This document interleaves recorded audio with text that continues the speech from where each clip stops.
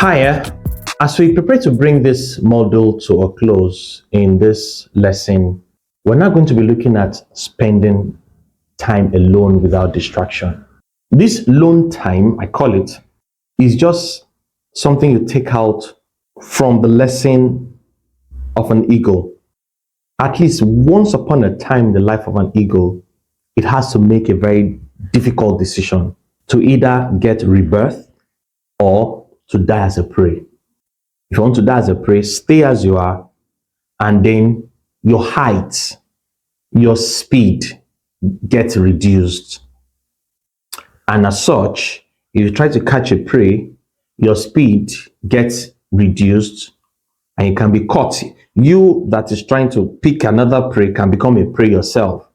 But if you want to get rebirth and live anew, you need to go up a particular mountain, a waterfall where only eagles are found there, and painstakingly pull out every single feather.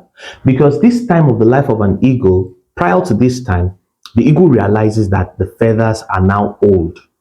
The feathers now have certain holes. And when flying, because of the wind going through the holes, there is this whistling, distracting sound the eagle hears. And it could be very distracting. You're looking for what's going on around me. Is something else, chasing and following me? You want to stop that thing. So you want brand new set of feathers. Now the eagle goes there, painstakingly plucks out all its feathers. Even though you have the blood shedding, you have the pain, you have the sore, stays there until all the feathers grows afresh and the eagle comes alive. And that's what this session is about. The time when you need to spend time alone. Now, for me, I do this once in a year and I call it mental detox. When I go off social media, I go off even WhatsApp. The only way you could get at me or get to me is through text or email. At this point, I stay away from all the toxic information because I know that if an information is so important to me, I will get to know. And of course, before doing this, I inform those who are most important to me, my family, my team. This is how you can reach me. I just want to mentally detox, spend more time alone, journal, reflect, ruminate, regurgitate, if you may say, and then come back afresh and new. Such that certain perspectives you've had in the past, you want to stay away from them and look at them as a third party and begin to take out the junks and then absorb the ones that are going to be helpful. So you want to take this as a routine in life. For this course, it's something you have to do. And if it's something you want to do going forward in life, absolutely grand. I will encourage you, perhaps once in a year, you want to just take time out.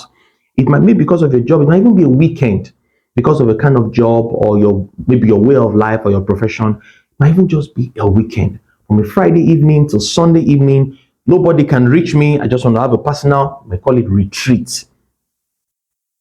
But during this period of this course, this is something I really want you to do. Take time off social media, the TV, and then just go on solitude. Now, when I say solitude, I don't mean you go to a desert, you go to a place where nobody lives and then you're there alone. Could just be right in your home, but mentally know that this is my solitude time. This is a time for my mental detox, spending a time, and then want to now begin to challenge some of the things that you've always believed all your life, because solitude actually lets you hear your own voice instead of the noise of others' expectations about you. It helps you reflect and get real with yourself, and then begins to challenge the shoulds in your life. So I'm looking at myself now and the life I'm living, the things I'm chasing, things I spend my time on, things I spend my day thinking about or doing, even people I spend time, people I expect so much from, people I give so much to. Actually, is there a should as regards to all of these things? Or are they things that are replaceable? Are there things that should have actually been left as alternatives? Things that if I have the time, not as things that are mandatory and compulsory. So you want to ask the question about the shoulds in your life. And then notice when I say should, you want to ask regarding who these people are. And then you now want to begin to realign your life's priorities, ranging from people. When you look at people, you look at three core areas of your life: your health, your career, your finance. Now you have relationship on this side. And then you look at your health. Who are the people that are most important to you as far as your health is concerned, your career is concerned, and your finance is concerned?